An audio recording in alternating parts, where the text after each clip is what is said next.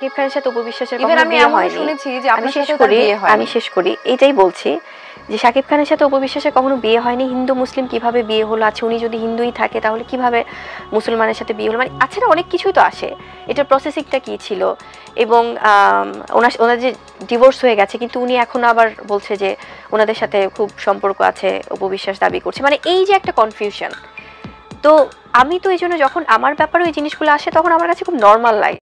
শবনম বুবলি এভাবেই অপু বিশ্বাসকে বললেন। এর আগেও বিভিন্ন সাক্ষাৎকারে বুবলি বলেছেন শাকিব খান যেহেতু মুসলিম, অপু বিশ্বাস যেহেতু হিন্দু, তো কিভাবে তাদের মধ্যে বিয়ে হলো। আবার অপু বিশ্বাস অনেক সাক্ষাৎকারে এসে বলেছেন আমি হিন্দু ধর্মতেই আছি, আমি মুসলিম হয়নি। তাহলে একজন মুসলমান এবং হিন্দুর কিভাবে বিয়ে হলো, এটা আমার মাথায় আসে না। বুবলি আরো বলেন আমি জানতাম না যে শাকিব খানের সাথে অপু বিশ্বাসের বিয়ে হয়েছে। যদি জানতাম যে শাকিব এবং অপু বিশ্বাস তারা বিবাহিত, তাহলে আমি কখনোই শাকিব খানের সাথে প্রেমে জড়াতাম না। এদিকে অপু বিশ্বাস কয়েকটি সাক্ষাৎকারে বলেছেন সারা দুনিয়ার মানুষ জানে শাকিব খানের সাথে আমার বিয়ে হয়েছে, আর সে প্রতিটা সাক্ষাৎকারে এসে বলে আমার সাথে শাকিব খানের বিয়ে, এটা নাকি উনি জানেন না। তো বন্ধুরা, অপু বিশ্বাস কি আসলে মুসলমান না হিন্দু, এটা কিন্তু প্রশ্ন থেকেই যায়। কারণ অনেক অনুষ্ঠানে অপু বিশ্বাস বলেছেন আমি হিন্দু, আমি মুসলিম ধর্ম গ্রহণ করিনি। তাহলে কি বুবলির কথাই ঠিক? একজন মুসলিম আর একজন হিন্দুর কিভাবে বিয়ে হয়েছে? তাহলে কি আসলেই কি শাকিব খান অপু বিশ্বাসের ইসলাম ধর্মের অনুসারে বিয়ে হয়নি? তো আপনাদের কি মতামত কমেন্ট বক্সে অবশ্যই লিখে জানাবেন।